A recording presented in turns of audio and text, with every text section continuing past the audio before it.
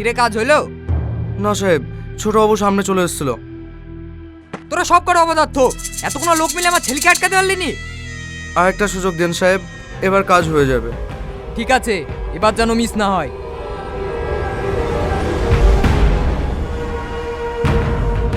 কাকে মারার প্ল্যান করছো তুমি? নিজের মেয়েকে? নিজের মেয়ে মানে? তাহলে শোনো, তুমি কোনো চিন্তা করো না, আর কিছুক্ষণ পরেই আমাদের ছেলে জন্ম নিবে। আর যদি মেয়ে হয়? তাহলে আর তোমাকে আমার বাড়ি পা দিতে হবে না, নিজের মেয়েকে নিয়ে সোজা বাপের বাড়ি চলে যাবে। পেশেন্টের কাছে এখন বেশি লোক থাকবেন না, নাহলে স্যার এসে বকাবকি করবে। ঠিক আছে, আমি এখন অফিস গেলাম, যদি ছেলে মুখ দেখাতে পারো তাহলে ডাকবে।